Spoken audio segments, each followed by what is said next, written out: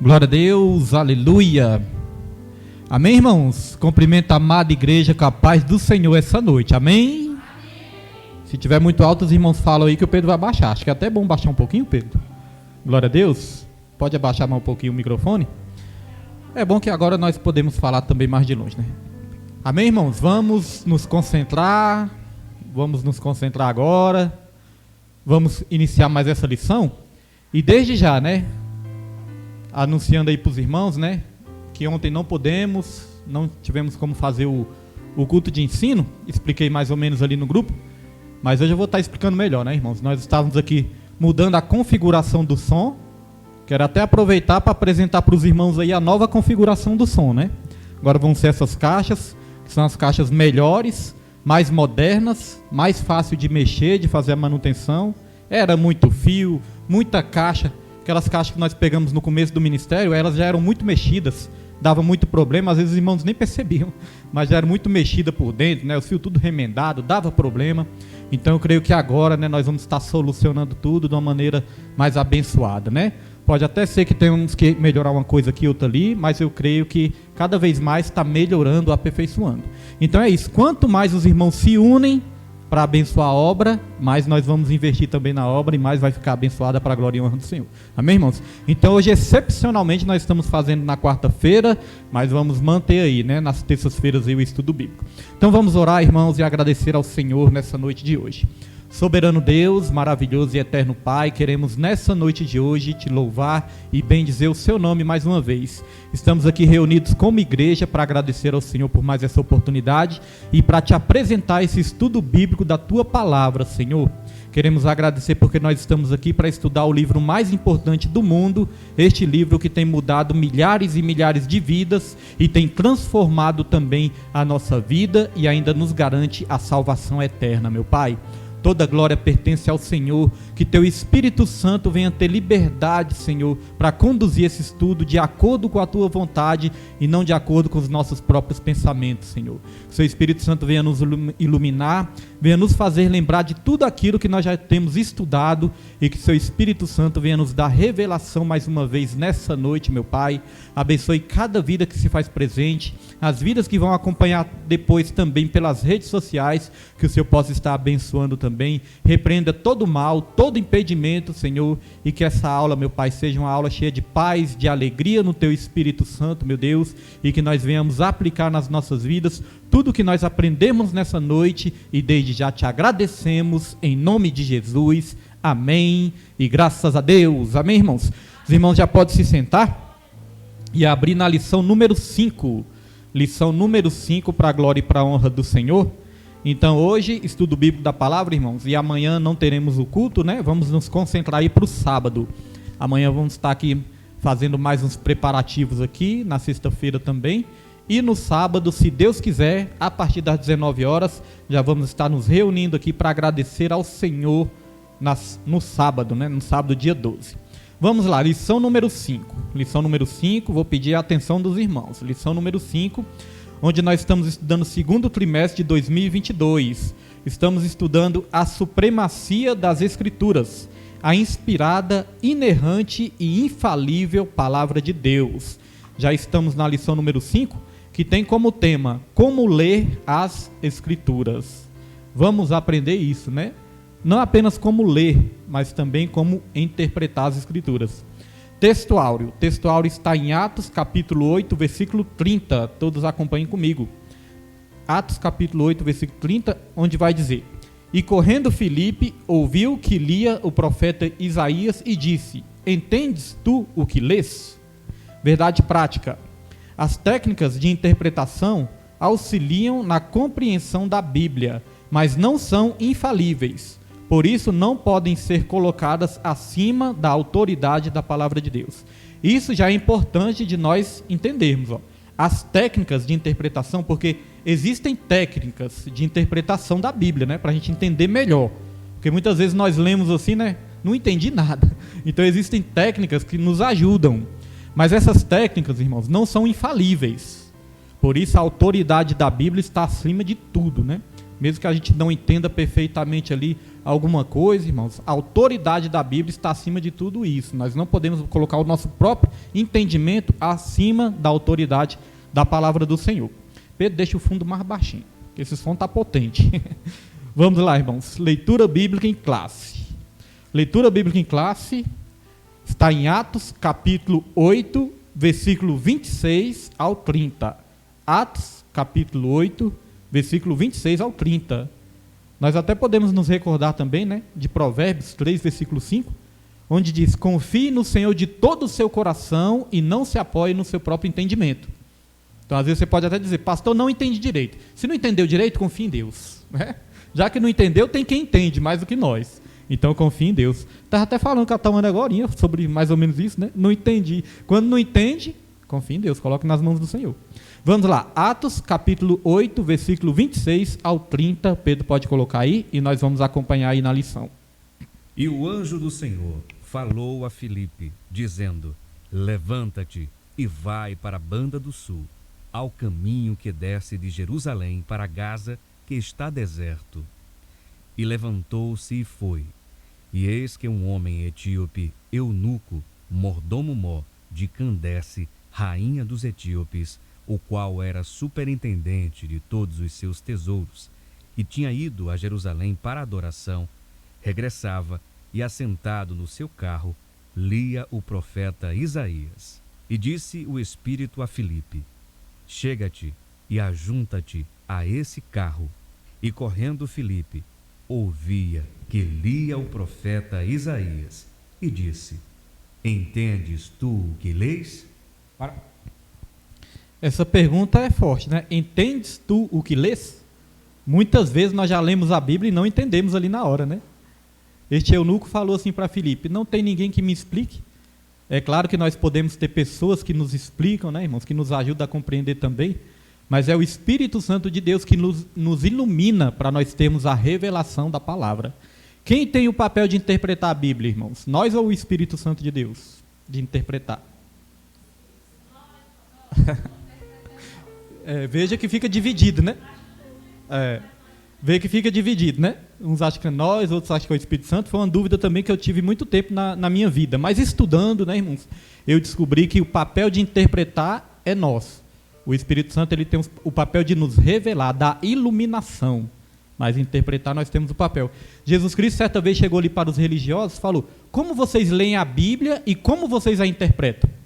Porque ler é uma coisa, agora interpretar é outra diferente, não é verdade?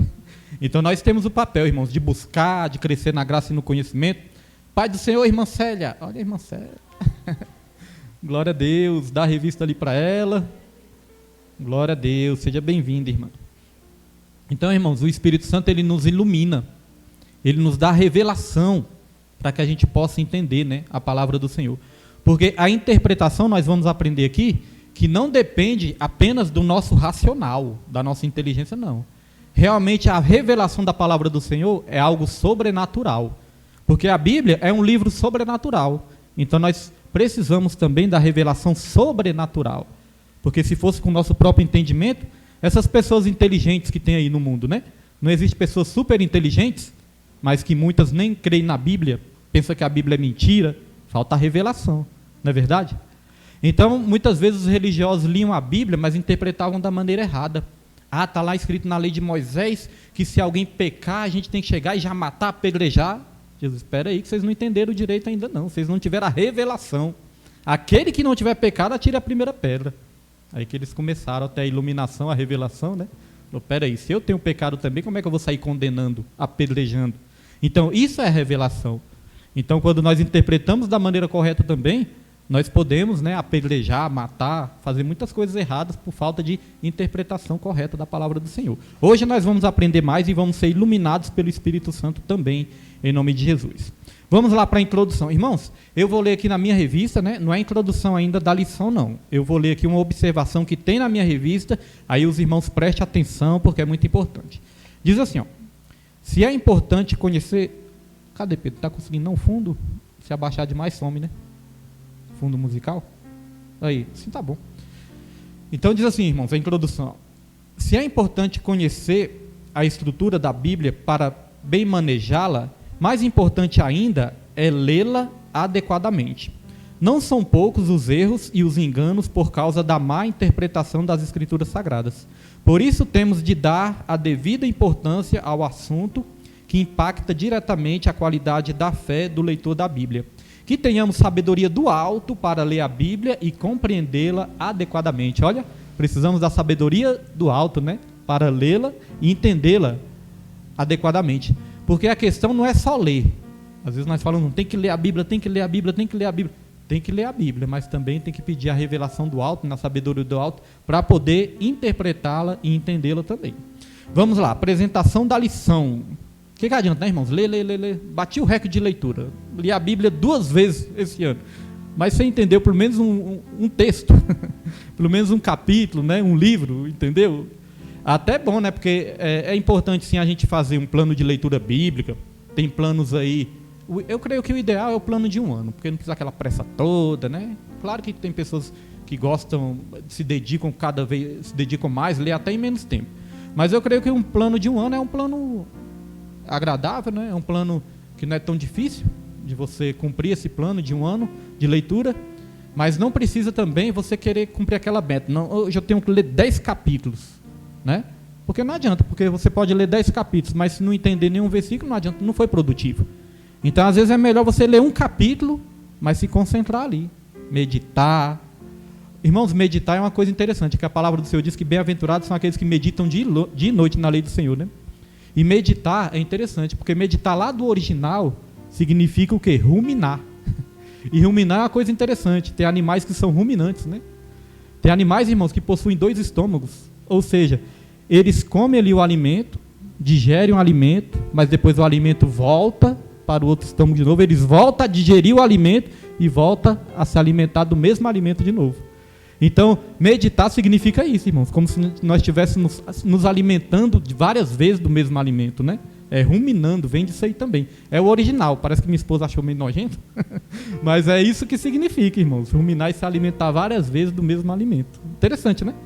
Porque, de repente, você come um alimento ali, aí você não quer mais, você já passa para outro, e para outro, e para outro. Não, ruminar e se alimentar várias vezes, mas do mesmo alimento.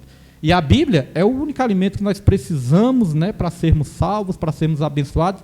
É o alimento mais importante espiritualmente que nós precisamos. Tem muitas pessoas que querem se alimentar espiritualmente, mas não é com a palavra de Deus. Tem pessoas que buscam muitos refúgios aí no esoterismo, não é isso? Outros na astronomia, aí signo, simpatias, aí vai ler. Oi? Tem astrologia e astronomia. Astronomia que estuda os astros. Astrologia dos signos. Isso. Astronomia. Eu falei foi astronomia? Então foi mal. Sinal que a Tawane está atenta. Então, astrologia, irmãos, que estuda os signos, né? Astronomia estuda os astros do universo, não é isso? Então, a astrologia que estuda os signos, essas coisas aí. Então, meus irmãos,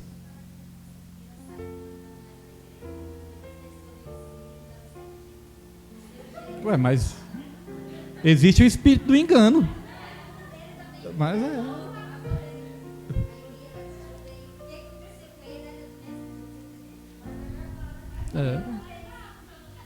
Mas o que a palavra de Deus fala? O que a palavra de Deus fala em 1 Timóteo capítulo 4? A palavra de Deus fala, Tawane leu na semana passada. A palavra de Deus diz o seguinte, irmãos, que nos últimos tempos muitos se apostatarão da fé, dando ouvidos a espíritos enganadores e a doutrinas de demônios. Espíritos enganadores. Irmãos, o espírito para enganar, ele vai até fazer com que dê certo. Tem falsas curas. Tem pessoas, nossa, eu orei ali, me prostrei diante de uma imagem e fui curado. Será que essa cura é verdadeira? Moisés, quando era usado por Deus para operar o milagre, os feiticeiros daquela época também faziam a mesma coisa. Imitava ou não imitava? Moisés pegou o cajado, transformou ali numa cobra, os feiticeiros também faziam isso. Não é verdade? Só que ali depois, né, a cobra que Moisés transformou ali o cajado, chegou e engoliu a outra, para mostrar que o poder de Deus é maior do que o poder das trevas, não é verdade? Subjuga as trevas. Mas existem espíritos enganadores. 1 Tessalonicenses 2,9, que o anticristo ele vai surgir nessa terra com todo o poder e sinais de prodígios de mentira. para os que perecem. E o próprio Deus vai enviar a operação do erro para que creiam na mentira. Então tá vendo, irmãos? O diabo ele não vai enganar só com aquela mentira ali deslavada que você já vai perceber que é mentira. Não, muitas vezes ele vai usar ali uma meia-verdade. Uma meia-verdade é uma mentira completa. Não é verdade? Ele distorceu a palavra de Deus desde o começo. Falou, quer dizer que Deus diz que se você comer desse fruto aí você vai morrer? Não, é certo que não morrereis. Quer dizer, Deus está mentindo, não é bem assim não. Quando você comer, você vai ter o conhecimento do bem e do mal. O homem já conhecia o bem, mas o homem precisava conhecer o mal? Não precisava, irmãos. Era puro, não precisava conhecer o mal. A partir do momento que o homem deixou o mal entrar no seu coração e conheceu o mal, foi quando o pecado entrou neste mundo, né? Mas o homem não precisava disso. Aí veio a dor, a doença, veio a morte. O homem não precisava só conhecer as coisas boas de Deus. Era isso que Deus tinha para ele. Tá aí tudo de bom, você pode comer de tudo aí, ó, tudo de bom. Você vai ter comunhão comigo, vocês não vão adoecer, não vão morrer, vocês não vão se cansar quando trabalhar, a mulher quando tiver filhos não vai ter dor. Então o homem só conhecia coisas boas. Mas aí o diabo, né? Não, você vai conhecer o bem e o mal. Realmente o homem começou a conhecer o bem e o mal, mas não precisava disso. Então note que é uma meia-verdade, e uma meia-verdade é uma mentira completa. Porque a verdade é a verdade absoluta. Amém? Então temos que ter cuidado com essas coisas aí realmente. A palavra de Deus é o alimento que nós precisamos, é o alimento suficiente que nós precisamos. Aqui, irmãos, vou estar lendo aqui, ó. Apresentação da lição. Objetivos da lição. Expor que a Bíblia precisa ser interpretada, pontuar os pressupostos pentecostais para a leitura da Bíblia e apresentar os princípios básicos de interpretação bíblica. Ler e interpretar a Bíblia de maneira adequada deve ser o objetivo de todo aluno da escola dominical. Como compreender os ensinamentos de Jesus nos evangelhos? Como aplicar hoje a mensagem do apóstolo Paulo em suas epístolas? Sem dúvida, essas questões nos motivam para a presente lição. Vamos aqui agora para a introdução. Todos juntos acompanhem comigo aqui a introdução. A leitura e introdução, né? A leitura e o estudo das Escrituras são um dever e um privilégio. Olha só, irmãos. A leitura e o estudo das Escrituras é um dever. Alguém sabia disso, que era um dever do cristão? Que às vezes a pessoa pensa, não, isso aí estudar é besteira, estudar lição. Mas aqui está dizendo que é um dever do cristão. Porque Jesus ele falou, se possível até os escolhidos serão enganados, não foi verdade? Se possível, até os escolhidos serão enganados. Então ele deixou ali o entendimento para todos nós que os escolhidos não vão ser enganados. Mas para os escolhidos não serem enganados, eles têm que conhecer o quê? A palavra.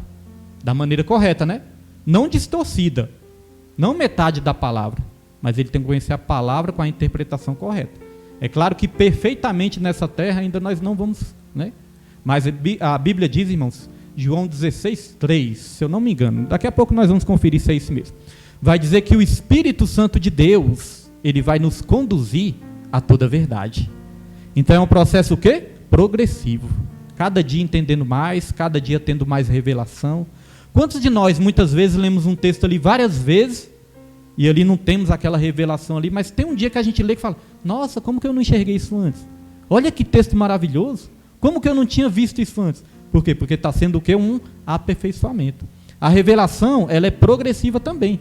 Não é que você vai ler hoje e já começar a entender tudo, não. Ela é progressiva. Vai ter dia que você vai perceber assim, nossa, que revelação maravilhosa, eu não tinha visto isso antes. Não é verdade, irmãos? Deixa eu ajeitar minha Bíblia aqui, irmãos. Estava de cabeça para baixo, Deus me livre. Então, irmãos, a revelação, ela é progressiva. Botei a caneta aqui, né? Acabei virando. Então, vamos lá. É um dever e um privilégio. Olha, irmãos, uma coisa interessante também. Servir a Deus é um privilégio. Mas servir a Deus também traz consigo as obrigações também. Não é verdade? Junto com o privilégio, junto com as bênçãos, tem também os deveres. É assim em todas as áreas das nossas vidas. Como cidadão dessa terra, nós temos direitos, mas nós temos também deveres. Como cidadãos celestiais, nós temos direitos, bênçãos adquiridas, mas temos também os nossos deveres cristãos. Às vezes a pessoa só quer a primeira parte, né? Só quer as bênçãos, os direitos, mas esquece o quê? Dos deveres. Uma coisa acompanha a outra, e uma não exclui a outra. Então, a leitura e o estudo das Escrituras é um dever e um privilégio. Por isso temos que zelar pelo conhecimento bíblico e estar conscientes da necessidade de aplicar o texto sagrado em nossas vidas. Tiago alerta que devemos ser cumpridores da palavra e não somente ouvintes. Nesta lição, veremos a importância dos princípios basilares da interpretação bíblica. Então não é só conhecer, porque só conhecer e sem praticar não adianta, né? A fé sem obras é morta, o entendimento também sem colocar em prática nas nossas vidas não vai valer de nada. Quantas vezes nós vamos evangelizar, aí quando nós vamos evangelizar a pessoa fala, eu conheço a Bíblia, eu conheço esse texto, cito o texto todinho, né? De có e salteado, eu conheço a palavra. A questão não é conhecer, a questão é, você pratica a palavra? É bom conhecer, mas pratica a palavra? A questão é praticar também, né? Mateus 7, versículo 24 ao 27, vai falar ali dos 2 alicerces. Vai falar que quem ouve a palavra e não pratica é semelhante ao homem imprudente, que está edificando a sua casa na areia. Vai vir um vento, vai vir a chuva, vai vir as águas, a tempestade, vai combater contra aquela casa, aí diz que aquela casa vai o quê? Cair, né? Mas quem ouve as palavras de Deus e pratica é semelhante ao homem sensato, ao homem prudente, que está edificando a sua casa sobre a rocha. Aí vai vir um vento, vai vir a chuva, as águas vão combater contra aquela casa, mas aquela casa vai permanecer de pé. Então note, irmãos, que vento, chuva, tempestade, vem para todos. O que vai definir a queda da pessoa não são os ventos. O que vai definir a queda da pessoa é se ela está praticando ou não a palavra. Porque vento vem para todo mundo, né? O que vai definir também se a casa vai continuar de pé, não é se não vai ter vento, porque vento vai ter.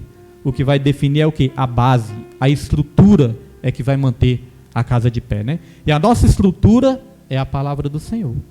Porque vento vem para todos, para o ímpio, para o crente, para todo mundo. Mas o que vai definir se nós vamos continuar de pé ou não é se nós colocamos a palavra de Deus em prática nas nossas vidas. Então vamos lá, tópico 1. Tópico 1, a Bíblia precisa ser interpretada. Agora nós vamos aprender, né? Vamos começar a ter mais discernimento sobre isso, porque é muito importante. A Bíblia precisa ser interpretada. Porque já pensou, irmãos, a gente esperar a revelação, só a revelação do alto e não é atrás da revelação, né? Não se esforçar ali para aprender, só querer que Deus nos mostre tudo? Não é assim não, exige dedicação, exige valorizar as oportunidades que nós temos, exige tudo isso. Eu lembro que quando eu comecei a querer estudar, né? Eu já até fiz teologia, irmãos, comecei a fazer teologia. Hoje em dia, todos nós, quando estudamos a Bíblia e lemos a Bíblia, né? E procuramos estudar e entender, nós estamos fazendo teologia. Porque a teologia é o estudo de Deus, significa isso, estudo de Deus. Então todos nós, quando estamos aprendendo, nós estamos fazendo teologia. Não é só o curso que você abre uma inscrição, não é. Agora, eu já quis fazer, né, teologia, comecei a fazer, depois que começou ali, Deus me usar em muitas coisas, é que não deu muito tempo. Hoje em dia ainda, né, pego aula, sento para aprender, porque quem não senta para aprender, não pode se levantar para ensinar. Então eu tenho minhas aulas online também, né, estudo, leio livros. Agora teve um tempo que eu e minha esposa, né, nós quisemos, ela eu não sei se quis muito não, acho que ela foi mais porque eu levei ela. Oi? Pois é, irmãos. Aí o que acontece? Aí eu quis fazer, né? Teologia, irmãos, era 7 horas da manhã, nossa aula, no domingo. Era domingo, 7 horas da manhã. 6 e pouco a gente já tinha que acordar para ir lá para Taguatinga. Aí quando a professora começava a ensinar, irmãos, aí eu ficava assim, ó, com meus olhos arregalados, maravilhado. Aí a professora falava de Israel, falava do Rio Jordão, falava do Mar da Galileia, que na verdade não é um mar, é um lago, e eu ficava ali maravilhado, irmãos, chorava e me enchia do Espírito Santo, creio que já era por causa do chamado, né? E ficava ali, irmãos, maravilhado. Mas quando eu olhava por lá, estava minha esposa dormindo, irmão. Eu sei que tem a ver com o chamado também, né? Mas é claro, irmãos, nós temos que nos esforçar também, porque se a gente for, quando a gente era, hoje em dia ainda tem jovens aqui estudando, né? Mas quando a gente era mais jovens, que a gente tinha que estudar no nosso colégio, né? Que tinha que passar do ano, queria algo bom para as nossas vidas, a gente tinha que passar do ano, a gente tinha que se esforçar também, não é verdade? Dava sono, não dava? Mas a gente tinha que se esforçar também. Então, quanto mais, irmãos, a gente tiver essa vontade de aprender, a gente se maravilhar com a leitura da Bíblia, mais nós vamos ficar, despertados por isso. Então, eu ficava maravilhado. Eu lembro que uma vez eu recebi um ensino sobre o batismo, irmãos, e eu me enchi do Espírito Santo nesse ensino. Chorei, me emocionei, tanto que eu achei bonito. Então, a questão é essa, se interessar por aquilo, né? Concentrar, saber como que é maravilhosa a palavra do Senhor nas nossas vidas. Então é muito importante a gente procurar, a gente se esforçar. A Bíblia precisa ser interpretada. Vamos lá, ó, subtópico 1. A importância da exegese. Daqui a pouco vamos falar dessa exegese, esse nome difícil aí. O termo exegese vem do grego eis, traduzido como fora. E, não vou ler essa palavra que é meio difícil, com o sentido de guiar. Literalmente significa guiar para fora, isto é, extrair a intenção das palavras de um texto. Assim, o alvo da exegese é deixar que as Escrituras digam o que o Espírito Santo pretendia no seu contexto original. Dessa forma, para não fazer o texto significar aquilo que Deus não pretendeu, é necessário um minucioso exame das Escrituras. Então, só uma pausinha aqui, para os irmãos entenderem. Exegese, parece uma palavra difícil, né? Pastor, essas palavras difíceis aí. Irmãos, a palavra pode até ser difícil, mas o significado é fácil. Exegese significa tirar para fora. Então é tirar do texto aquilo que o texto realmente quer dizer. Deu para entender? Nós vamos ler a Bíblia e nós vamos tirar do texto aquilo que o texto realmente quer dizer. Não é aquilo que nós achamos, né? Agora existe uma palavra também que se chama exegese. Bota um izinho. Tem exegese sem i e tem uma palavra que significa exegese. Então exegese é tirar para fora. E exegese? Exegese é a gente introduzir algo que o texto não está dizendo. Já viu que isso pode acontecer? Muitas vezes nós queremos adaptar a palavra de Deus àquilo que nós pensamos ou àquilo que nós queremos. Às vezes nós lemos um texto e falamos, esse texto está falando isso, mas eu não quero que ele fale isso não. Quero que ele fale outra coisa. Vou dar um exemplo aqui, irmãos. Às vezes nós adaptamos a palavra de Deus para justificar os nossos erros. Aí nós damos um jeitinho ali de adaptar a palavra, né? Vou dar um exemplo bem claro aqui. Um exemplo aqui, ó, irmãos. Uma das coisas que são mais usadas nesse sentido é aquela questão, Deus, ele olha para o coração. Então, às vezes a pessoa quer tocar o horror ali e andar de qualquer jeito, né? Mas Deus, ele está olhando para o coração. Né, irmãos?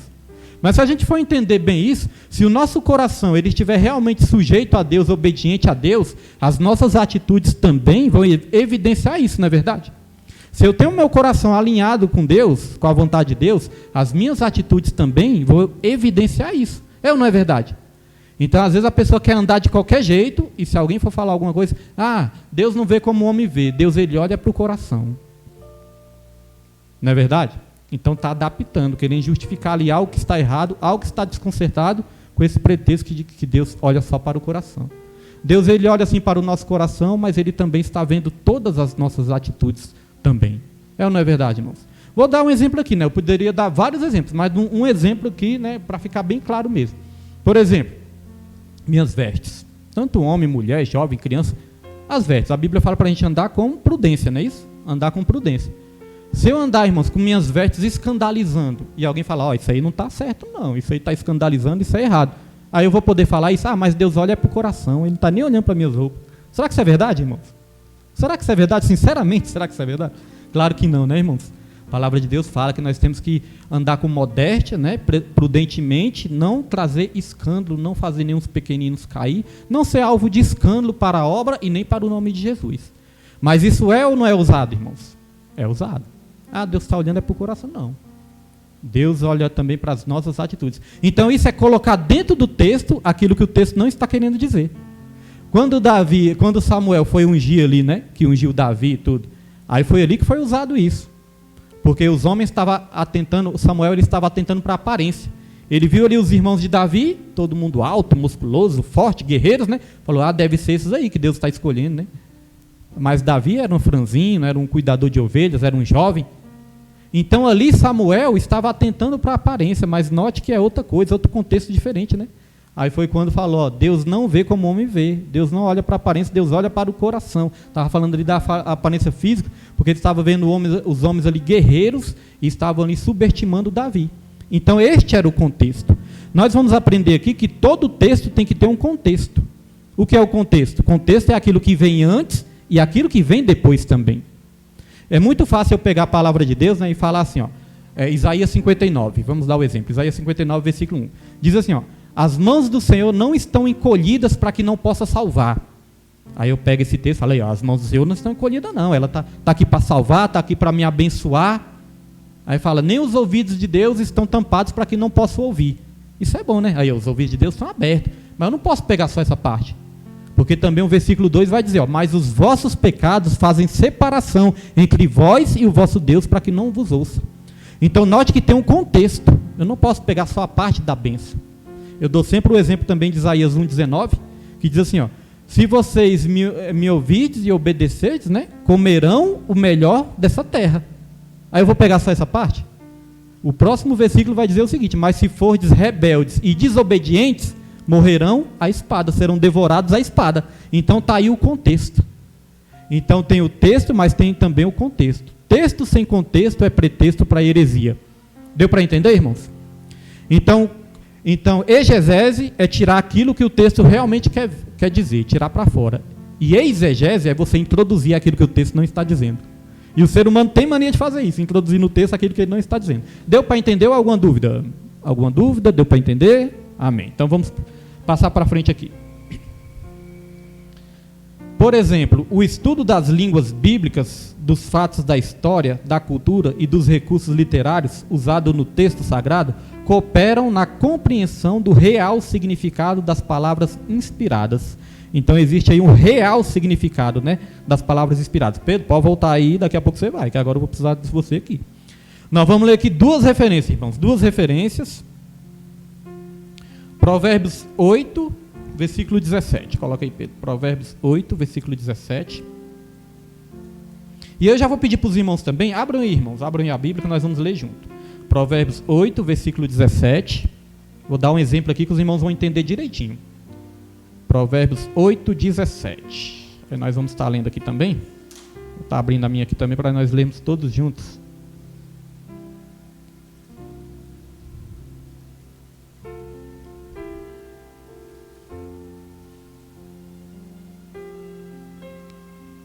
Provérbios 8, 17.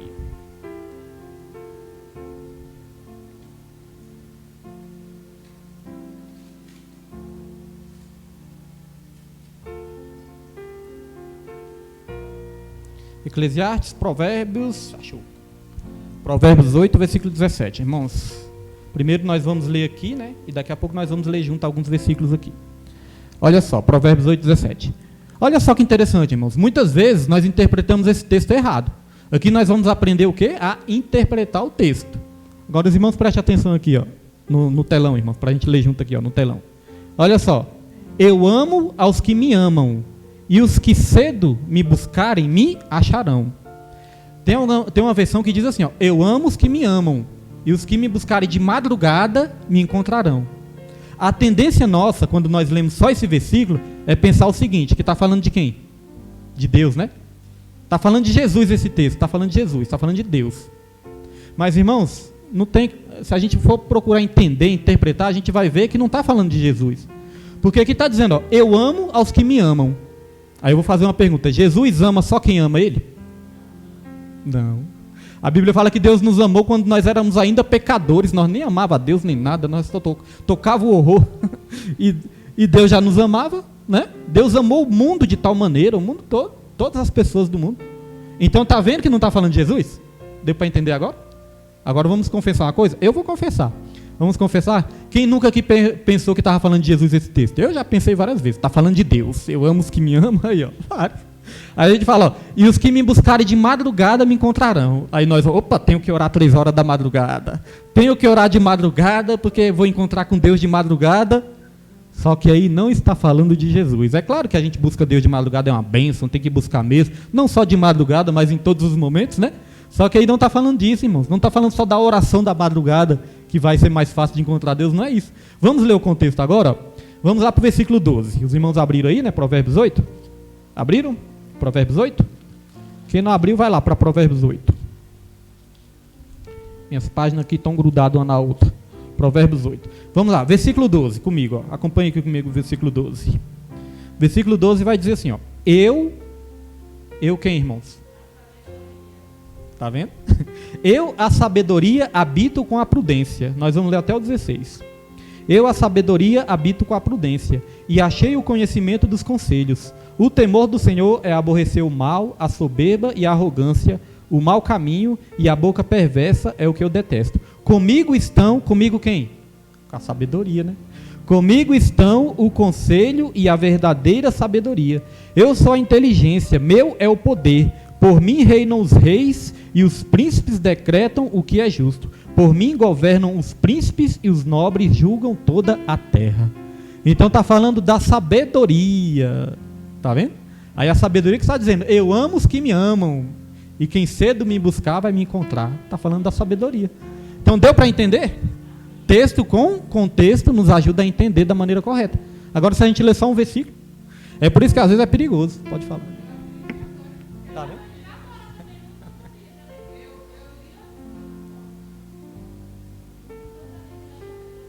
E tem outro exemplo aqui também, que os irmãos vão, ó, ter a revelação, falam, nossa, que maravilha. Quando a gente aprende, né, que coisa maravilhosa. Sabe, acho que a Tawane sabe também.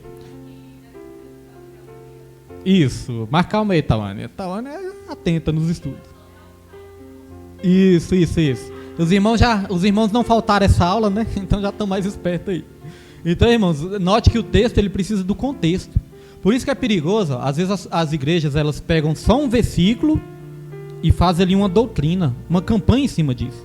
Por exemplo, se eu pegar só esse versículo aí, quem quiser me ouvir, comereis o melhor dessa terra. Então nós vamos fazer uma campanha, nós vamos fazer aqui 7 semanas e quem crê nisso aí vai comer o melhor da terra. Pera aí, então só basta vir na campanha que eu já vou comer o melhor da terra?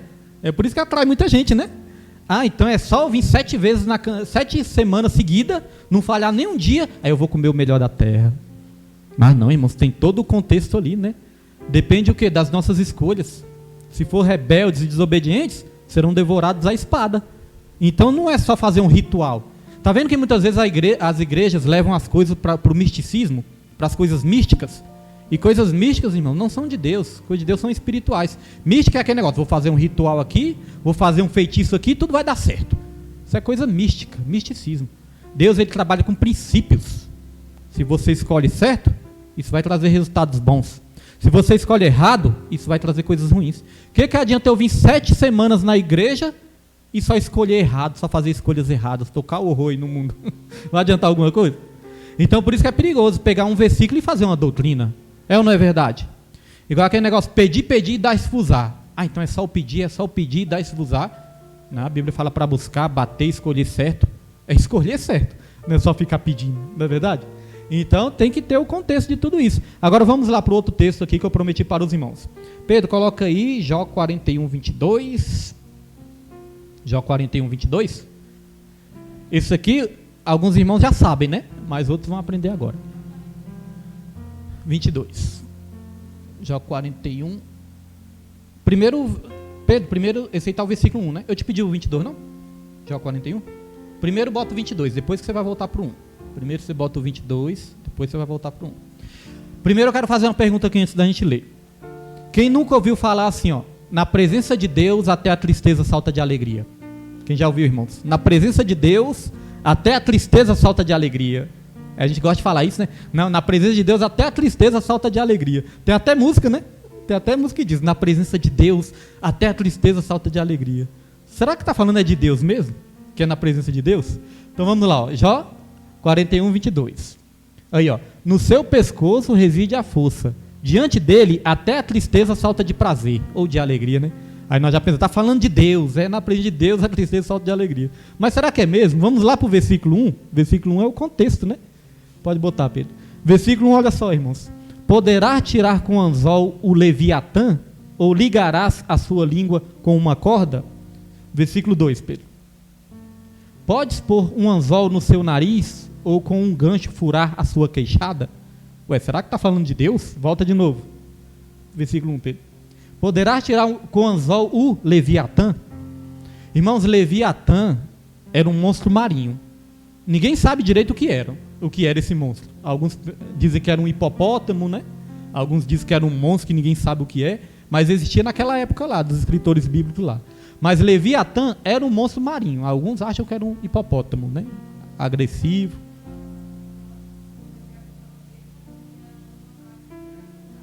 Sim, tem esse entendimento também, né? Mas muitos era um monstro marinho, né? Daquela época lá, era um monstro marinho. Então, olha, Leviatã No contexto de Jó 41, está falando do Leviatã, irmãos, até o versículo 22 está falando desse Leviatã. E no final é que vai dizer, ó, na presença dele até a tristeza salta de alegria. Então está vendo que não é de Deus que está falando? E o que quer dizer isso? Na presença dele até a tristeza salta de alegria. Está dizendo que esse monstro era tão temível, tão temível, tão temível, irmãos, que até a tristeza ali era ampliada, né, amplificada. É um exagero, né, para mostrar que quanto que o monstro era terrível, aí usa um exagero, até a tristeza salta de alegria, de tanto que esse monstro era terrível, né, algo exagerado assim. Então note que está falando o quê? Do Leviatã e não de Deus. Então está vendo a importância do contexto, não somente do texto? Então a exegese nos ensina isso, é uma técnica que nos ensina a nós aprendermos, entendermos o texto com o seu contexto também. Além de exegese também existe a hermenêutica. Hermenêutica também é uma técnica que nos ensina a interpretar o texto da maneira correta. Então são técnicas, existe aí na teologia, né? Mas não somente na teologia que nós podemos utilizar essas técnicas, não. Nós podemos usar também, não precisa nem fazer teologia, nós podemos usar no estudo da palavra do Senhor. Existem algumas regras, no finalzinho nós vamos falar mais, mas eu vou falar aqui algumas. Existem algumas regras para nós interpretarmos corretamente o texto sagrado. A primeira regra é essa. Não, a primeira regra, perdão, é a Bíblia interpreta a própria Bíblia. Como assim, pastor? Não é o ser humano, não é de particular interpretação, como disse Pedro, né? A Bíblia interpreta a própria Bíblia. Como assim, pastor? Por exemplo, irmãos, um texto, às vezes tem um texto que é mais difícil, não é verdade? Às vezes tem um texto ali que é mais difícil, que é mais complicado. Mas existe outro texto paralelo, falando da mesma coisa, que é mais simples. Então, um texto mais fácil vai nos ajudar a interpretar um texto mais difícil. Deu para entender? Um texto mais fácil de entender vai nos ajudar a interpretar um texto mais difícil. E um texto vai completar o outro, um texto vai explicando o outro. Então, a Bíblia interpreta a própria Bíblia. Nosso papel de interpretar é usando essas técnicas. Então, ninguém pode dizer assim, fulano de tal interpretou corretamente. Não, fulano de tal, ele teve a revelação ali, mas ele aprendeu a técnica certa. Ele usou a própria palavra de Deus para interpretar a palavra de Deus. Não veio da mente dele, não veio do conhecimento, do entendimento dele. Foi a própria palavra de Deus que interpretou. Não é verdade? É igual esse exemplo que eu dei. Se quiser e me ouvir, comereis o melhor da terra. Aí se eu tentar interpretar, eu falo, não, é só eu obedecer e usar isso aí como ritual e ouvir a Deus, aí eu vou comer o melhor da terra.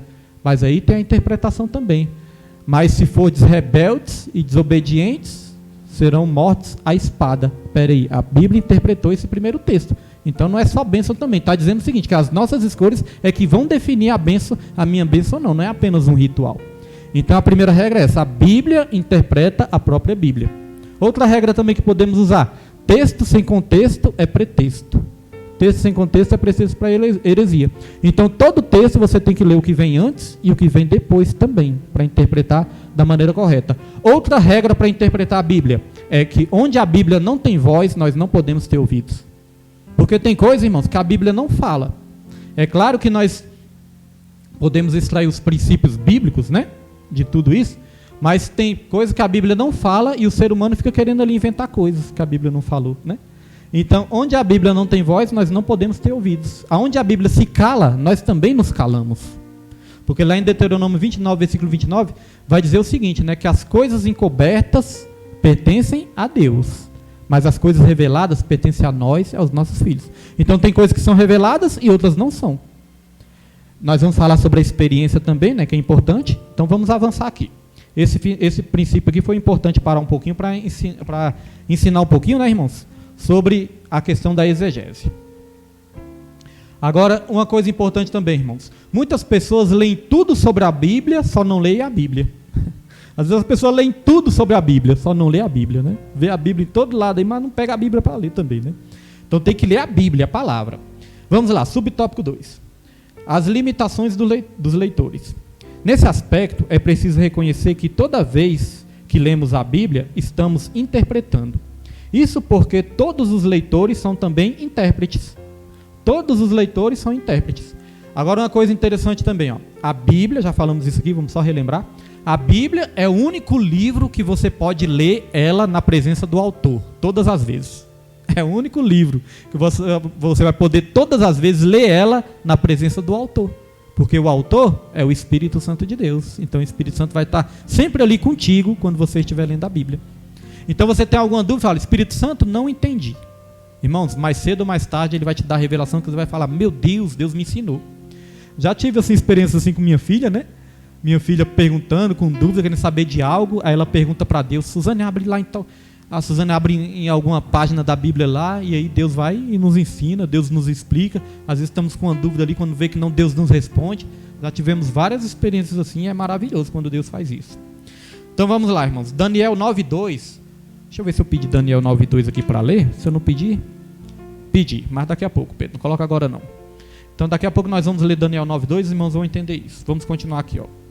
O problema dessa constatação reside nas ideias que trazemos conosco antes mesmo de começarmos a leitura da Bíblia. Então nós já temos muitos pensamentos, né, que vêm conosco aí desde do mundão, coisas que nós aprendemos no mundo, aprendemos na tradição, porque uma mentira contada muitas vezes, tem um ditado que diz, uma mentira contada muitas vezes vira uma verdade. Não é que ela vira uma verdade, né, irmãos? Mas ela parece que vira uma verdade na nossa mente, não é verdade? Falar uma coisa muitas vezes ali, mesmo que seja um engano, você vai acabar acreditando naquilo, que a sua mente vai se adaptar àquilo ali. Então nós já trazemos muitas coisas, muitas ideias erradas, né? E até Deus desconstruir, porque antes de ser construído algo, tem que ser desconstruído algo que já estava construído dentro de nós, né? Então a nossa mente já estava ali contaminada de tantas coisas, filosofias do mundo, entendimento do mundão, misticismos, né, que a gente tinha neste mundão aí. Então tudo isso tem que ser desconstruído também para que a nossa mente possa ser renovada. A Bíblia fala, irmãos, que nós não podemos nos conformar com este mundo, mas nós temos que nos transformar pela renovação da nossa mente. Ó, renovação, algo novo, né, da nossa mente, para que nós possamos experimentar a vontade de Deus que é boa, perfeita e agradável. Então é desconstruir todo o pensamento errado que nós tínhamos e reconstruir um pensamento novo, uma mente nova em Jesus Cristo. É isso que a palavra de Deus faz com todos nós. Em virtude de nossa inclinação pecaminosa que nos induz ao erro, olha, a inclinação pecaminosa nos induz ao erro. Então hoje em dia existe o liberalismo. Ah, Deus ele é graça, nós somos salvos pela graça, então eu vou andar de qualquer jeito. A inclinação pecaminosa que induz ao erro. Estão transformando a graça, né? Estão transformando a graça em desgraça, na verdade. Porque a graça não é permissão para pecar, pelo contrário, ela é poder de Deus para nos livrar do pecado. Essa é uma nobre tarefa atribuída a todo salvo em Cristo Jesus. Agora vamos para o subtópico 3, avançando aqui. A natureza das Escrituras. Nesse ponto, ratificamos que a necessidade de a Bíblia ser interpretada acha-se na natureza da própria palavra de Deus. Como já estudado, o texto bíblico foi escrito majoritariamente em duas línguas distintas. Isso nós já falamos muito, né? Foi escrito em hebraico e em grego. Antigo Testamento em hebraico, Novo Testamento em grego. No período aproximado de 1.600 anos, a Bíblia foi escrita no período aproximado de 1.600 anos, por cerca de 40 autores que viveram em épocas e culturas diferentes. Já falamos muito disso também, então nós vamos avançar. Portanto, os textos canônicos possuem particularidades que não podem ser ignoradas. Dentre tantas, podemos citar as narrativas, as poesias, as crônicas, as profecias e as parábolas que precisam ser interpretadas sobre a orientação do Espírito Santo, observando as regras gramaticais e o contexto histórico e literário de quando foram redigidas. Olha, irmãos, isso aqui é importante, porque nós falamos que nós temos que interpretar, mas é sobre a orientação do Espírito Santo. Nós não interpretamos seguindo o nosso próprio entendimento, nossa própria inteligência, não. Nós interpretamos segundo a orientação do Espírito Santo. É Ele que vai nos guiando, Ele que vai nos conduzindo, Ele que vai nos guiando a toda a verdade. É o Espírito Santo, irmãos, que faz isso. Então, todas as vezes, antes de nós lermos a Bíblia, o que é importante fazer? Orar, não é verdade? Às vezes nós já queremos ler ali, mas não oramos. Fala assim, agora eu vou estar lendo a sua palavra, me dê a revelação, me dê a iluminação que eu preciso, ilumine a minha mente. Isso é muito importante. A mente iluminada vamos falar daqui a pouco. Subtópico 2, irmão. Perdão, tópico 2. Vamos lá, tópico 2. Pressupostos pentecostais para ler a Bíblia. Subtópico 1, autoridade da Bíblia. Irmãos, a autoridade, né, só fazendo aqui uma observação também, domingo eu achei algo maravilhoso, domingo, a pregação de domingo, né? Como que Deus confirma as coisas? Mais cedo nós tínhamos ido para o batismo da nossa irmã Roberta, E no batismo da nossa irmã Roberta, Deus ele falou o tempo todo sobre a autoridade. Foi ou não foi, irmã Roberta? Irmã Roberta? Está aí ainda? No seu batismo, Deus começou falando sobre, não foi sobre a autoridade? Deus falou o tempo todo sobre a autoridade, que através do batismo ela ia ser mais revestida de autoridade. Assim como Jesus foi, né? Jesus, quando foi batizado, o Espírito Santo veio como forma de pomba. Os céus se abriram e veio uma voz. Eu sempre imagino a voz de Deus quando eu leio esse texto. Já pensou a voz de Deus, irmãos? Este é o meu filho amado. Já pensou? Este é o meu filho amado, no qual eu me alegro. E o som tá bom, irmãos? Este é meu filho... Olha, o som tá bom, irmãos. Então, este é meu filho amado, o qual eu me alegro. Então, meus irmãos, o Jesus Cristo, ele foi o quê? Ele foi revestido de autoridade. Depois que ele foi batizado, é que ele foi para o deserto, ser tentado pelo diabo. Então, note que ele precisava o quê? Ser batizado e revestido do Espírito Santo. Tem muitas vidas que estão anos e anos e anos na igreja e falam, eu não quero me batizar, eu não vou me batizar, não estou preparado para me batizar. Jesus, ele se preparou para enfrentar o diabo. As pessoas querem enfrentar o diabo sem se preparar antes. Está vendo o perigo? Então, irmãos, batismo não é para gente perfeita, não. Batismo é para pecador mesmo. Pecador que reconhece e se arrepende. Eu estou aqui porque eu preciso ser lavado. Me joga dentro dessa água aí logo e que toda sujeira vai embora. Né, irmãos? Muitas vezes eu estou tomando banho frio ali e falo, Senhor, assim como essa água está me lavando, me lava também de toda iniquidade, Senhor. Espiritualmente falando, né? Me lava, que serei limpo. Mas é isso, irmãos. Então, revestimento de autoridade. Então, Deus falou muito sobre a autoridade com a nossa irmã Roberta. E ali, Deus usou o evangelista Roberto também para citar o texto de Josué, né? Que fala, eu e a minha casa serviremos ao Senhor. Vocês vão decidir quem vocês querem, mas eu e a minha casa serviremos ao Senhor. Aí de noite, o que Deus falou de noite de novo? Sobre a autoridade, e usou esse texto de novo, através da voz da pregadora aqui, né? E a pregadora, graças a Deus, não estava lá, no batismo também, então ela não sabia. Foi só confirmação de Deus, do que Deus estava falando. Então é muito forte o que Deus tem falado aqui nesse lugar, irmãos. Vamos lá. Uma das marcas do pentecostalismo é o seu compromisso inegociável com as Escrituras. Cremos na inspiração divina, verbal e plenária da palavra de Deus. Nossa autoridade final em questões de fé e prática. Portanto, ao ler o livro sagrado, temos como pressuposto sua inerrância e infalibilidade. Tudo o que está escrito é verdadeiro e serve para o nosso ensino. Nessa compreensão, refutamos a relativização e a desobediência aos preceitos bíblicos. Agora eu quero parar só mais um pouquinho aqui, irmãos, porque muitas vezes o pentecostal, ele tem a fama de que é aquele povo que não gosta de Bíblia. Sabe por quê? Por causa das meninices, que muitas vezes ocorrem no meio do povo pentecostal, né? Às vezes por causa da meninice, falar, esse povo aí não gosta de Bíblia não, esse povo aí só gosta de reteté, de pular, de rodar. Nós somos pentecostais, irmãos, nós cremos nas experiências espirituais, batismo com o Espírito Santo, nós cremos, nós não desprezamos isso. Agora isso aí tem que estar aliado ao ensino da palavra. Se não vira meninice, quando vê que não, espíritos enganadores, né, o espírito do homem vai estar ali no meio da igreja, aí por isso que vira aquela bagunça. Né? Tem lugares aí que brincar, as cadeiras estão até voando. Né, irmãos? Meninice. Por quê? Porque falta o ensino da palavra. Tem lugares, irmão, que não quer saber de jeito nenhum de estudo bíblico, não. É só campanha, campanha, campanha, e campanha, e mais campanha, e o estudo, ó, não tem estudo bíblico. Isso não é de Deus, né? Nós temos que crescer na graça, mas é no conhecimento também do nosso Senhor Jesus Cristo. Então, por isso que existem muitas meninices ainda nas igrejas. Os irmãos veem, né? Quando a igreja é estruturada na palavra, tem as manifestações espirituais também. Não é aquela coisa do espírito ali que não traz confusão. Não traz confusão, irmãos. A coisa de Deus não traz confusão. É igual a gente sempre ensina assim, ensina aqui, né? A gente zela muito pela ordem de decência, zela. Mas quando é o Espírito Santo que está agindo, não vai trazer confusão, vai trazer paz, vai trazer edificação. Às vezes o culto até passa um pouco do horário aqui também, né? Às vezes passa. Mas é quando está aquele culto avivado, é o Espírito Santo que está agindo, aí quem é louco de impedir isso, né, irmãos? Os irmãos estão aquebrantados, recebendo de Deus, aí tem que deixar o Espírito Santo fazer da maneira que ele quer, mas não traz confusão. Quando eu era novo convertido, eu me lembro de uma cena. Essa cena assim até me deixou meio assustado, porque eu não entendia muito das coisas, né? Então, eu me converti na igreja pentecostal. Mas teve um dia, irmãos, que estava aquele fogo, né? Às vezes não sabe se é fogo de Deus ou se é fogo estranho.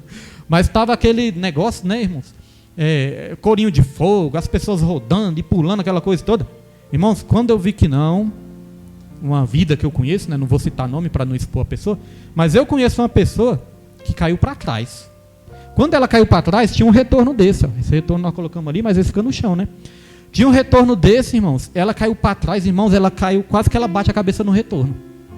Aí eu olhei assim e pensei, meu Deus, se ela tivesse batido a cabeça ali, tinha morrido.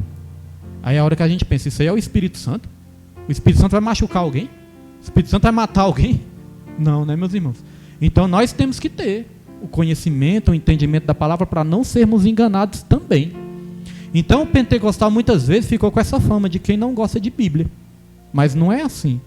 Essas revistas aqui são da CPAD, né? Casa Publicadora da Assembleia de Deus. São pentecostais também, a doutrina da Assembleia de Deus, pentecostais. Mas eles privam, muitos lugares aí, eles zelam muito também pelo estudo da palavra também. Então o pentecostal, irmão, se a gente for olhar bem, a igreja, ela surgiu no pentecostalismo. Quando os discípulos foram batizados ali pelo Espírito Santo, começaram a falar em novas línguas, foi ali que surgiu também, né? O pentecostalismo ali. Mas os discípulos, eles zelavam pela oração e pela palavra. Então a experiência juntamente com a palavra. Não podemos, tem gente que valoriza muito a experiência, mas despreza a palavra. Aí nem sempre a experiência vai ser de Deus. Então deu para entender, né, meus irmãos? Outra coisa aqui, ó, importante, desobediência. Aí eu quero aqui parar um pouco, porque, irmãos, ontem lá em casa eu recebi a visita de um pastor, né, um pastor amigo meu. Esse pastor, ele foi lá em casa e ele começou a testemunhar sobre algo que muitas vezes nós vivemos dentro das igrejas, né? Ele começou a testemunhar ali, começou a abrir o coração para mim, né? Ele falando das dificuldades que ele enfrentou, e ele falando, irmãos, das maiores dificuldades que ele estava enfrentando, e ele contando um caso lá que ele sofreu lá, né, na igreja dele. Esse caso que ele viveu lá na igreja dele, esse caso foi um caso de rebeldia e desobediência, afronta. Membros da igreja dele lá, desobedecendo, se rebelando e afrontando. Ele fez uma reunião, falou, isso aqui está errado, não pode mais ser assim, vamos melhorar isso, não pode mais ocorrer isso na igreja. Aí ele falou, fez a reunião. Aí no outro culto ele falando que as pessoas que estavam afrontando, no outro culto fez pior ainda para afrontar. Questão de se rebelar mesmo e afrontar, irmãos. Então é a questão da rebeldia, desobediência e afronta. Isso é um perigo. Por que Satanás, irmãos, foi expulso dos céus? Por causa de rebelião, por causa de rebeldia, desobediência. Então, aí eu quis trazer para esse estudo também, porque é muito importante. Nós estamos sempre ensinando isso. O perigo da desobediência, da rebeldia, né? Estamos sempre ensinando. Então, irmãos, existem 5 ex que derrubaram Satanás. Os 5 ex que derrubaram Satanás. Vamos ler aqui, ó, Isaías 14, versículo 12 ao 15. Vamos ler, irmãos. Isaías, capítulo 14, versículo 12 ao 15. Isso aqui também os irmãos vão gostar de aprender. Alguns irmãos já ouviram, né? Vão só relembrar. Mas outros irmãos vão aprender também.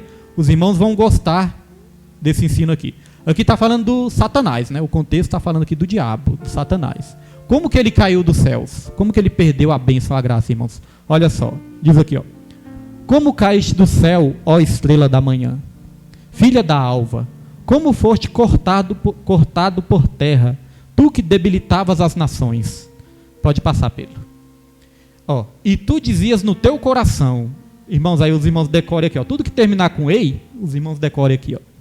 E tu dizias no teu coração, eu, é a questão do eu, né? Eu, né? É o eu, o ego da pessoa, né? Dizias no teu coração, eu subirei ao céu, acima das estrelas de Deus, exaltarei o meu trono, e no monte da congregação me assentarei, aos lados do norte. Pode passar, Pedro. Subirei sobre as alturas das nuvens, e serei semelhante ao Altíssimo. Foi até aí que eu pedi, Pedro? Foi até aí? Até o 15, né? Pode passar. E contudo levado serás ao inferno, ao mais profundo do abismo. É forte, né, irmãos? Se a gente assumir essa postura, eu farei isso, eu serei, eu subirei, irmãos, aí nós pensamos que vamos conseguir alguma coisa na nossa vida, eu farei o que eu quiser, a vida é minha, quem manda nela sou eu farei isso. Aí nós pensamos que vamos conseguir alguma coisa. Olha o que a Bíblia ensina que consegue aqui, ó, irmãos. Vou nem falar, né? Então, vamos só voltar aqui um pouquinho, Pedro, para uma coisa interessante. Versículo, volta aí, o versículo 12, versículo 13, bota no 13 aí. Ó, e tu dizias, e tu dizias no teu coração, vamos contar os 5 ex que derrubaram Satanás? Vamos contar aqui, ó. Eu subirei, 1, né? Eu subirei ao céu, acima das estrelas de Deus. Exaltarei, 2, o meu trono, e no monte da congregação me assentarei. Quanto? 3, né? Aos lados do norte, pode passar, Pedro. Subirei, 4, né? Não, mas faz parte. Subirei, 4, né? Sobre as alturas das nuvens e serei. Subirei se repete, mas conta também. Então aí, 5 ex que derrubaram Satanás. São 5 ex que nós devemos evitar nas nossas vidas também, né? Serei, subirei, me exaltarei. É isso que derruba o homem, né? Aquele que se exaltar será humilhado, mas aquele que se humilhar será exaltado. Então Senhor, eu não sou, mas tu és. Eu não consigo, mas tu consegue. Eu não posso, mas tu pode. É igual o João falou, né? Importa é que eu diminua e que o Senhor cresça nas nossas vidas. Então, irmãos, isso aí é um princípio importante, né? Um aprendizado importante para a gente não cometer os mesmos erros que Satanás cometeu também. Vamos lá continuar. Acatamos suas doutrinas, reconhecemos a realidade do sobrenatural, a literalidade dos milagres e a atualidade do batismo no Espírito Santo e dos dons espirituais. Aquilo que eu falei, somos pentecostais, então cremos, né, em todas as manifestações espirituais. Subtópico 2, vamos lá para o subtópico 2, a iluminação do Espírito Santo. Então note que nós falamos de interpretação, agora nós vamos falar da iluminação.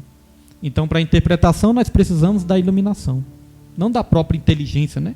É claro que existe a nossa inteligência, o nosso raciocínio, mas para as coisas sobrenaturais, nós precisamos de algo sobrenatural também. Vamos lá. A doutrina da iluminação se refere à atuação do Espírito Santo na vida do crente, que o capacita a discernir as verdades da palavra de Deus. Somente o estudo racional não é suficiente para o entendimento da revelação escrita de Deus. Contudo, a iluminação não é uma fonte paralela de revelação e nem substitui o exame das Escrituras. Ao contrário, pois à medida que estudamos, o Espírito Santo nos concede a compreensão. Então, tá vendo, irmãos? Não é porque nós temos a iluminação que nós não devemos ler a Bíblia. Não, devemos ler a Bíblia. Quanto mais nós lermos e estudarmos, mais iluminados nós vamos ser pelo Espírito Santo de Deus. Nós dependemos da iluminação, mas nós dependemos também do estudo e da leitura. Já viu aquele crente que fala assim, ó, não precisa, Deus me revela, é só orar que Deus me revela. Não vai ler a Bíblia não para ver. Muitas vezes é o espírito enganador que vai tomar a mente da pessoa, né? Porque, irmãos, uma coisa muito importante. Abram aí para mim 2 versículos, quero que os irmãos abram. Abram em Efésios capítulo 1, versículo 18. Efésios capítulo 1, versículo 18. Quem achar primeiro pode ler. Efésios capítulo 1. Tá rápido, hein? Efésios capítulo 1, versículo 18. Leia então.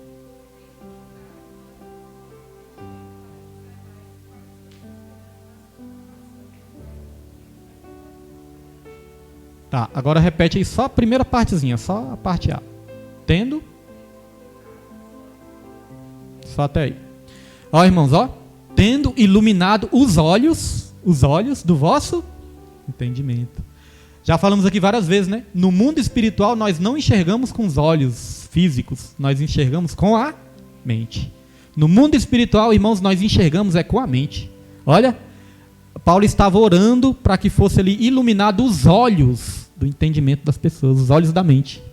Quer ver outra evidência aqui? Ó? Efésios 4, 17. Efésios 4, 17. Efésios está pertinho aí, né? 4, 17. Deixa a Suzano ler agora. Leia isso, Suzano. Efésios 4, 17.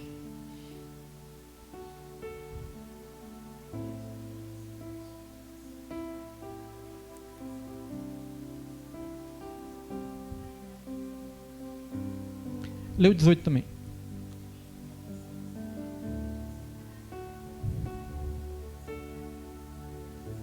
Tá bom até aí. Versículo 18, irmãos, vai dizer entenebrecidos no seu entendimento. Então é a mente o quê? Obscura. É a mente em trevas. Está em trevas por quê? Porque não enxerga, né?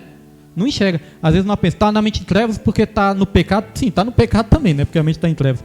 Mas mente em trevas também, irmãos, quer dizer que a pessoa não está enxergando.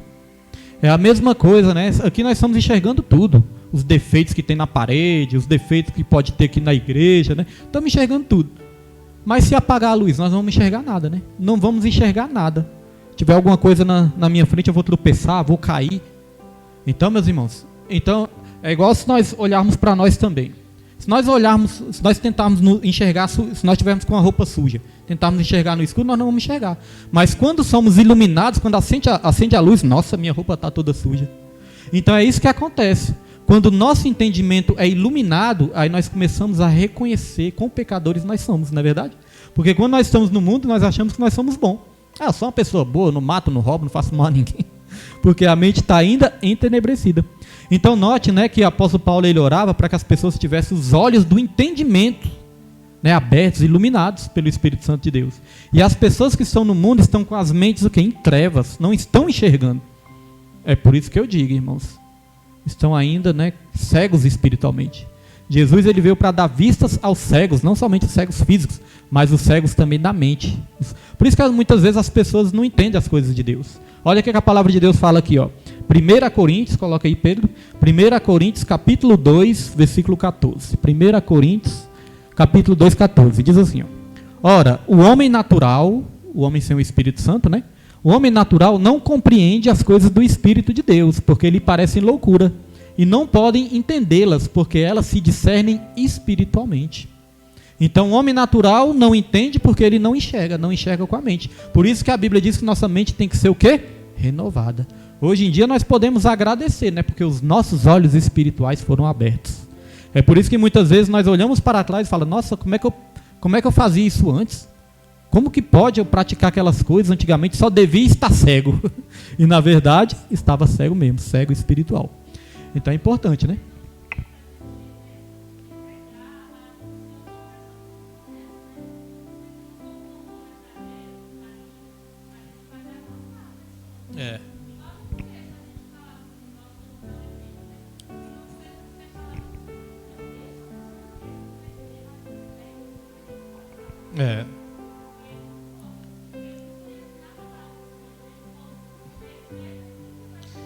Se a gente adotar esse espírito assim de religiosidade, né, de julgamento, não ganha ninguém não.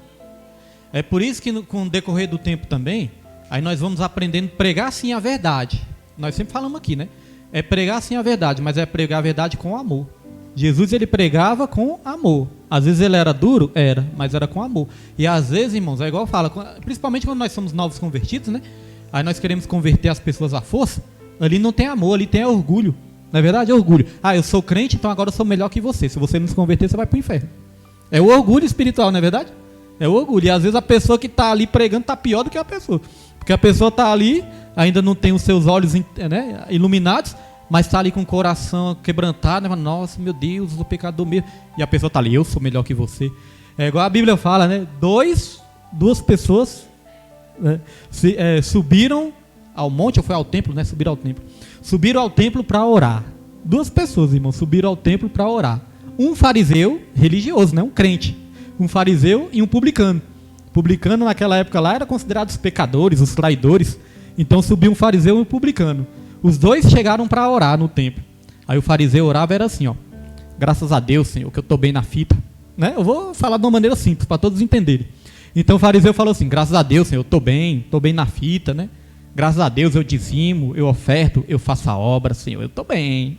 Minha meta está boa, né? Minha média está boa. Graças a Deus eu te dou, Senhor, que eu não sou igual esse publicano aí, pecador. Ainda ficou acusando o outro, né? Graças a Deus que eu não sou igual esse publicano aí, ó, pecador. É como se falasse também, né? Isso aí vai para o inferno. Aí o publicano, irmãos, estava com tanta vergonha, com tanto coração aquebrantado, né? Tão triste assim, aquebrantado, contrito, que ele falou, que a Bíblia diz que ele batia no peito e falava, Senhor, realmente eu sou um pecador. Tem misericórdia de mim, Senhor, ser propício a mim. A Bíblia diz que o fariseu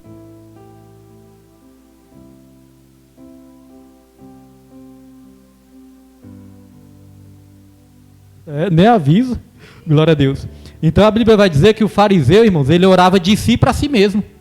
Nem orava para Deus, orava de si para si mesmo. Eu sou bom, eu sou acima da média.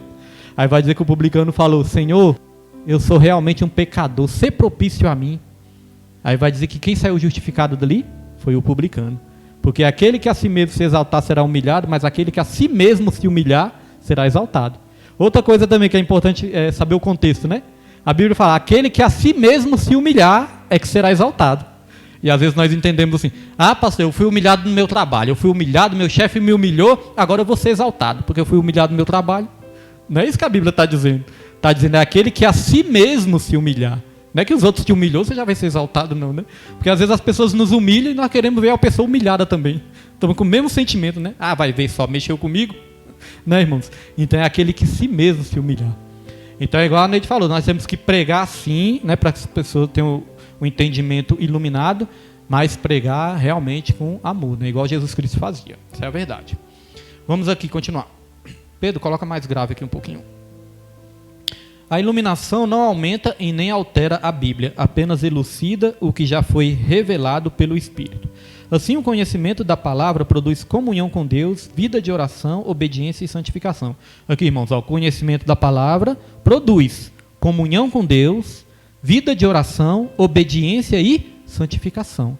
Então, nós podemos, assim, irmãos, fazer uma análise de nós mesmos, né? Porque aqui, igual eu falo, nós estamos aprendendo a palavra de Deus, mas, irmãos, a gente lê a Bíblia não é para examinar os outros, não. A gente lê a Bíblia para examinar nós mesmos. A Bíblia não fala, examine-se o homem, pois a si mesmo, né? Então nós não lê a Bíblia para sair acusando os outros, a gente lê a Bíblia para ver como nós estamos. À medida que nós lemos a Bíblia também está nos lendo. A Bíblia é como um espelho, já falei aqui, a Bíblia é como um espelho, mas que mostra por dentro. O nosso espelho normal mostra o exterior, só que a Bíblia nos mostra como nós estamos é por dentro, é um espelho que mostra o nosso interior. Então nós lemos a Bíblia, irmãos, para nos examinarmos. Então olha só que interessante, aqui diz que o conhecimento da palavra produz comunhão com Deus, vida de oração, obediência e santificação. Então muitas vezes que nós estamos assim nos sentindo debilitados, né, falando, poxa, mas parece que minha vida espiritual não progride, parece que eu não consigo avançar, não consigo ter uma vida de oração, não consigo ter uma vida de obediência, de santificação. Às vezes está faltando isso, se alimentar mais da palavra, entender mais da palavra, conhecer mais da palavra, praticar mais a palavra. Por isso que às vezes as pessoas estão debilitadas espiritualmente. Lá no ensino da Santa Ceia, né, o apóstolo Paulo fala, é por isso que muitos estão doentes e outros já até morreram, estão dormindo, morreram. Porque falta isso, se examinar, colocar a palavra de Deus em prática. Por isso que muitas vezes, e é isso que a gente fala também, né? Às vezes as pessoas levam também assim, falam, essa pessoa está indo para o lado da religiosidade. Aí usa isso como pretexto também para não mudar de vida. A pessoa está na prática errada ali, a gente vai falar alguma coisa, a pessoa fala, está sendo religioso, e continua na prática. Aí é distorcendo a Bíblia também, usando isso como pretexto, não é verdade? Porque a pessoa também, tem pessoas que já conhecem a palavra, né, irmão? Já são indesculpáveis também. Aí não adianta, às vezes não falta amor, às vezes falta realmente a pessoa se arrepender.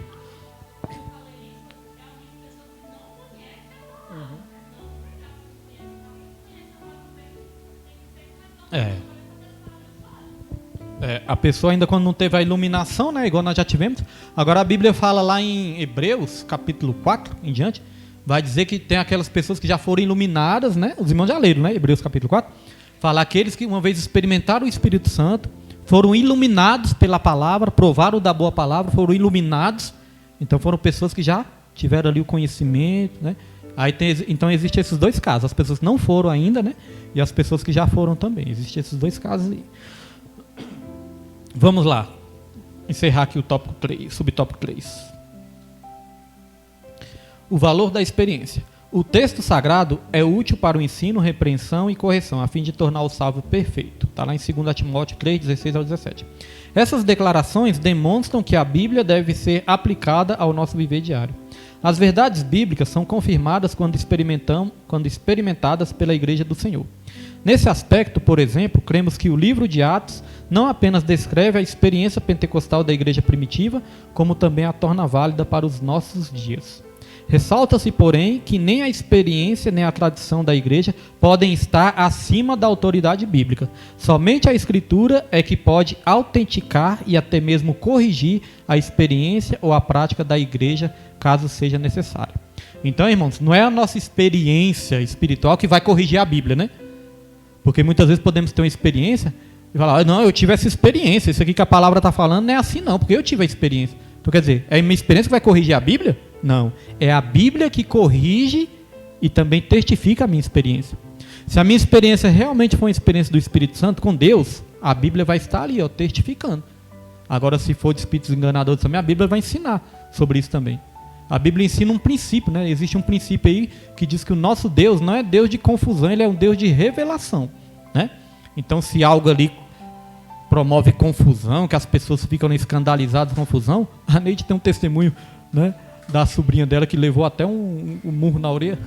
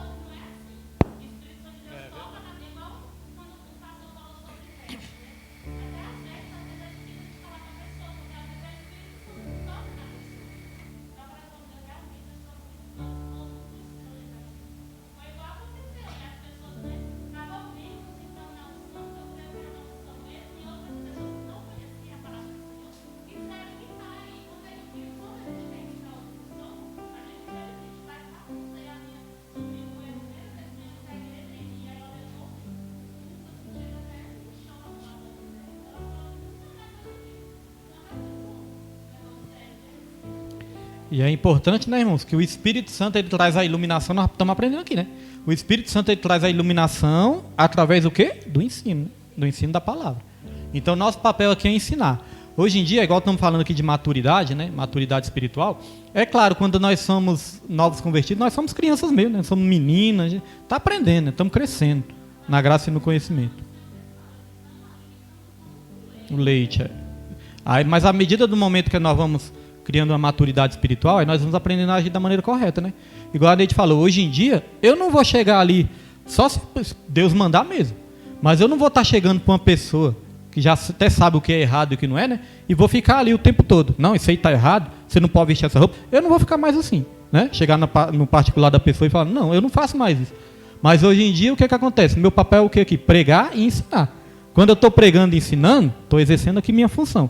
Agora, chegar na pessoa no particular, igual a Neide falou, né? O Espírito Santo vai acabar encontrando meios, porque às vezes a gente está ali mesmo e não causa o efeito, o impacto que era para causar, né? Não causa o efeito esperado. Às vezes a gente faz afastar mais a pessoa mesmo do que trazer. Então, é cada coisa no seu lugar, tudo na direção do Espírito Santo de Deus, né? Hoje em dia eu tenho pedido a Deus sabedoria, assim, de saber ganhar as vidas. Porque realmente no começo a gente não sabe, né? Aí com o tempo a gente vai sabendo, numa pregação aqui, no ensino, ou na rádio, ou na live, tudo, a gente vai, né, falando, pregando, e a gente vai aprendendo a fazer da maneira correta. Senão realmente a gente faz afastar as pessoas. Teve uma vez que eu tive uma revelação, né, Neide? Estava com medo de falar com minha cunhada, com medo, mas eu tive um sonho e falei, já que é um sonho eu tenho que falar. Aí graças a Deus foi da maneira correta, então causou o resultado certo. Igual eu também, né, já pessoas chegaram em mim, né, da maneira correta, e aí causa, irmãos, realmente uma mudança. Se a gente chegar da maneira errada, realmente. Então, assim, essas questões aí da experiência, é a Bíblia que vai ali autenticar a nossa experiência. Não é a nossa experiência que vai autenticar a Bíblia. Vou dar exemplos aqui, né? Por exemplo, tem pessoas que estão sempre ali postando, hoje em dia com a internet, é mais fácil de ver isso, tem pessoas que estão sempre postando vídeos ali, que estão indo no inferno, né? Já foram no inferno 10, 15, 20 vezes. Irmãos, eu não duvido que isso aí, né? Deus pode dar uma visão, ele pode dar, não sei, né? Eu não vou duvidar disso. Agora, o que acontece? Não é porque a pessoa disse que foi lá e viu isso e aquilo outro, que eu vou fazer isso como doutrina para a minha vida, não. O que eu preciso saber sobre o inferno é o que Jesus ensinou, o que a Bíblia ensina. É isso que eu preciso saber. A experiência da pessoa eu vou respeitar ali, amém, mas não é isso que vai fazer doutrina. Porque, por exemplo, se a pessoa falar, eu fui lá no inferno e lá eu descobri que o diabo é verde. Aí eu falo, onde é que está isso na Bíblia, né? Onde é que a Bíblia ensina isso e tudo? E o que isso vai fazer de diferente na minha vida? O que isso vai trazer de edificar de diferente? Então, irmãos, eu vou respeitar, mas eu vou ficar com o que a palavra de Deus me ensina sobre isso, né? E o que eu preciso saber é o inferno é um lugar que nós não devemos nem sonhar de ir para lá. Isso é que eu preciso saber. E Deus, ele nos dá salvação em Cristo Jesus. Vamos aqui para o tópico 3, para encerrar. Regras básicas de interpretação. Como eu já falei no começo, né, as regras básicas aqui, nós vamos aqui mais rápido agora. A escritura é sua própria intérprete, já falei isso.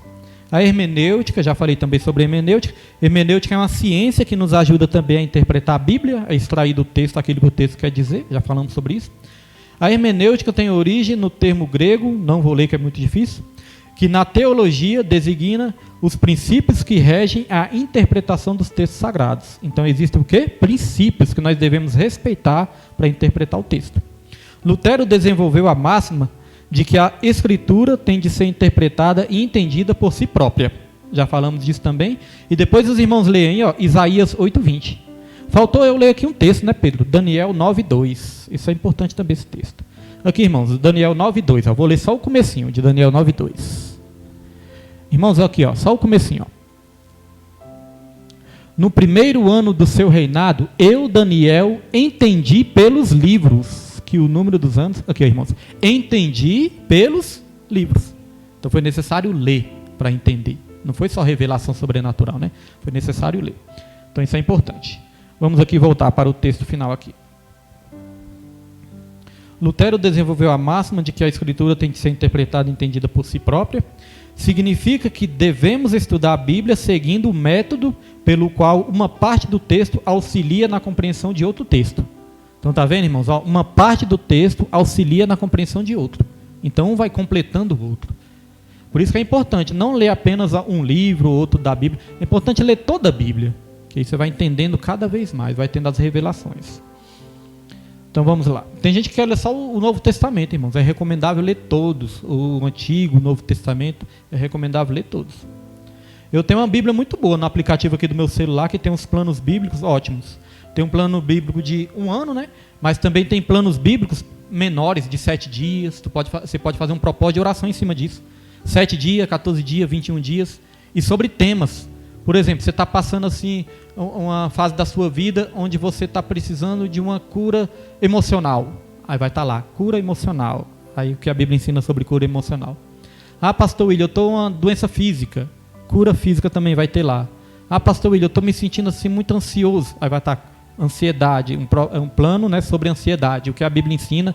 Tem os devocionais, né, que os autores ali vão trazer uma reflexão sobre aquele devocional. Você vai ler, você vai ler o devocional e também orar, e você vai ler os textos bíblicos. Eu tenho essa Bíblia aqui, o Version.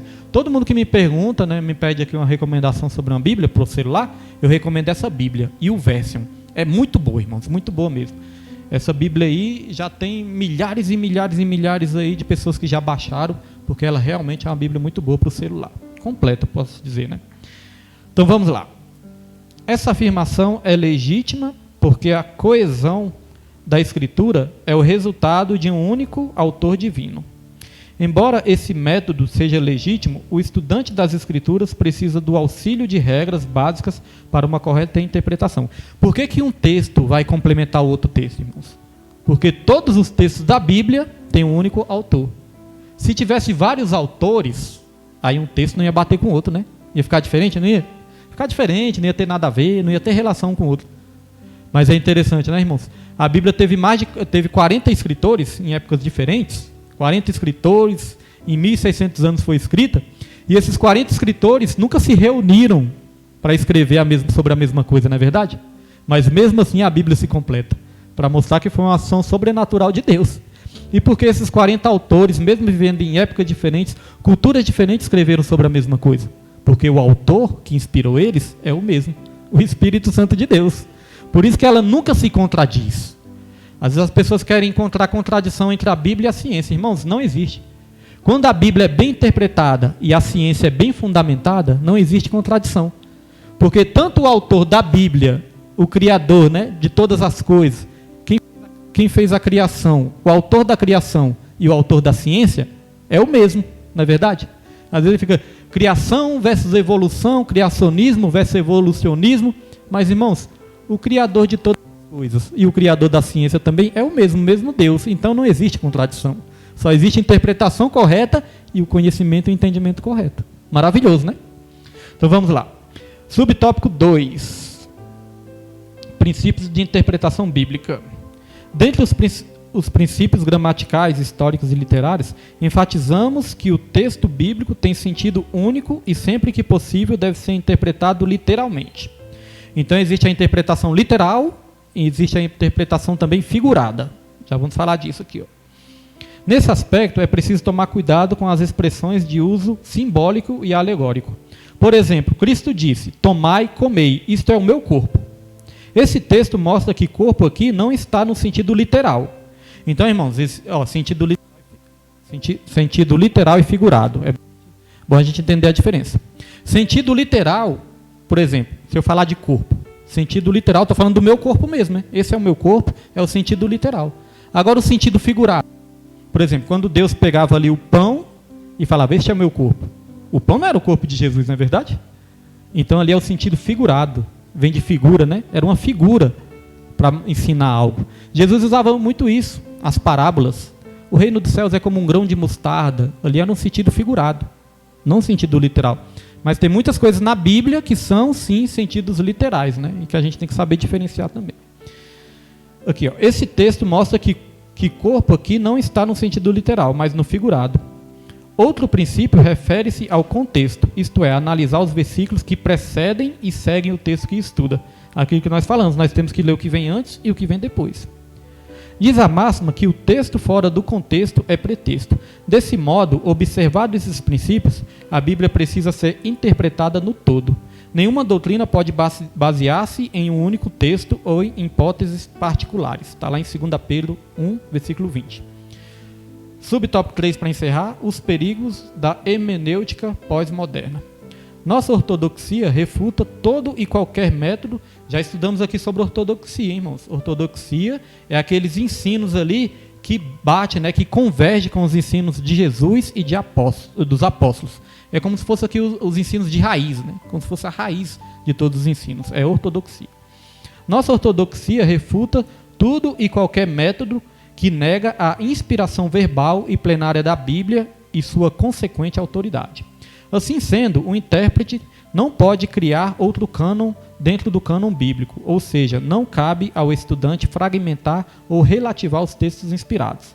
Cânon nós já aprendemos que vem da palavra ali no original, significa régua, significa padrão, né? Então é o padrão ali para dizer qual o livro é inspirado, qual que não é a régua, é o que mede tudo.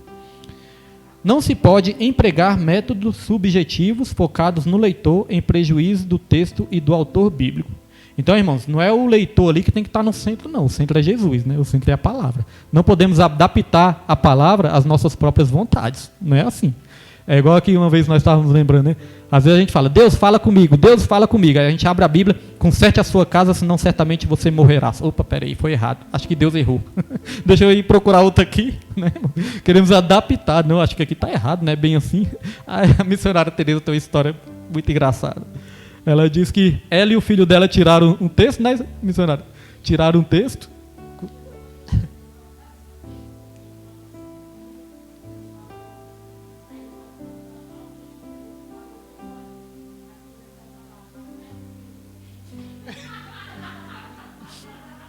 Só estavam os dois. Aí eu, não é comigo não. Aí, irmã Teresa, nem comigo.